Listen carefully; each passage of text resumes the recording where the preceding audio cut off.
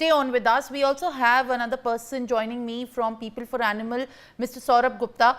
सौरभ जी, जिस तरीके से ये बहुत बड़ा एक जजमेंट आया है, पूरे सोशल मीडिया पे बहुत बवाल है और अब हम देख रहे हैं काफी लोग जो सिविक बॉडीज से हैं उनके अगेंस्ट भी आए हैं कि ऐसा कोई डेजिग्नेटेड फीडिंग स्पॉट नहीं है. तो किस आधार पर जो सुप्रीम कोर्ट है उसके बेंच ने ये एक बहुत बड़ा फैसला सुनाया है.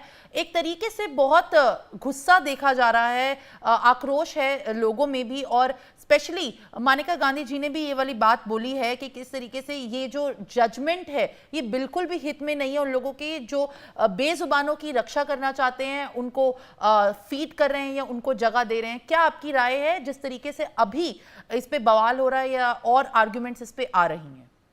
देखिए, इसके अंदर सबसे मेन बात है कि ये जजमेंट जो है ये प्रैक्टिकल नहीं है. जैसा कि अभी जैस्मिन जी को मैं सुन रहा था, देखिए डॉग्स की 3 कैटेगरी हैं. एक पेट डॉग है, एक कम्युनिटी डॉग है और तीसरा स्ट्रे डॉग है जिसका कोई मालिक नहीं है, जो सड़कों पर आवारा हैं. कुछ हैं जो कम्युनिटी डॉग हैं. अब ये हाई राइज बिल्डिंग्स जब से बनी है तब से इस तरह के मामलों को लगातार तूल दिया जाता है, क्योंकि अब 500 फ्लैट्स के ऊपर 5 डॉग्स हैं और 500 फ्लैट की पॉपुलेशन है 2500 लोग जो हैं वो मिलकर 5 डॉग्स को स्टेरलाइज नहीं करा पा रहे, वैक्सीनेट नहीं करा पा रहे. सुप्रीम कोर्ट का जो जजमेंट है वो कहीं ना कहीं पूरी तरह से एक तरफा है. सुप्रीम कोर्ट ने दूसरे पक्ष को बिना सुने ये जजमेंट दे दिया, बिना सुने ऑर्डर पास कर दिया गया. और सुप्रीम कोर्ट को ये सोचना चाहिए था कि सुप्रीम कोर्ट के ही पहले के जो जजमेंट हैं वो ऑलरेडी इस चीज के फेवर में है.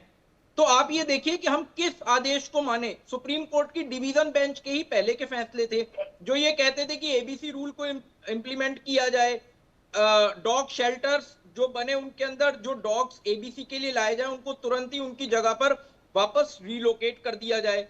अब यहीं पर एक बेंच ये कहती है कि जी दूसरे पक्ष को सुना ही नहीं जाएगा और स्यो मोटो लेते हुए एक डिक्टेटरशिप जैसा ऑर्डर पास कर दिया गया. ये देखिए, ये बिल्कुल कहीं ना कहीं ये बिल्कुल गलत है और हम लोग मांग करेंगे चीफ जस्टिस ऑफ इंडिया से कि अब वो इसके अंदर एक बेंच का गठन करें और वो खुद इस पूरे मामले को सुने. I just want to clarify on this. In continuation to what he said, I want to clarify that yes, parties were not heard in the matter. एक ही तरफा सुनाया गया. Second thing is, it is against the law, against the existing rules, and these rules have been tested in previous judgments. Previous judgments have specifically said that follow the rules. No matter what you decide, follow the rules. So it is against the law. Unfortunately, most respectfully, I submit it is against the law. It is against the previous precedent. In such a case, what happens is you have to get the matter referred to a larger bench. ऐसे नहीं हो सकता है कि you have conflicting rulings of coordinate benches. A coordinate bench of the same strength cannot overrule the previous. One second, Ms. Jasmine. Let Saurabh Gupta also complete his argument, and then, of course, by bit, we'll move forward. जी गुप्ता जी बताइए. कहीं ना कहीं supreme court की गरिमा, जो हमारा कानून के प्रति, सुप्रीम कोर्ट के प्रति एक विश्वास है, ये कहीं ना कहीं उसको जरूर डिगा रहा है. क्योंकि देखिए, एक बेंच बिल्कुल अगेंस्ट ऑर्डर देती है, एक बेंच बिल्कुल फेवर में ऑर्डर देती है. दोनों बेंच एक दूसरे के अगेंस्ट ऑर्डर दे रही है और दोनों ही डिवीजन बेंच है.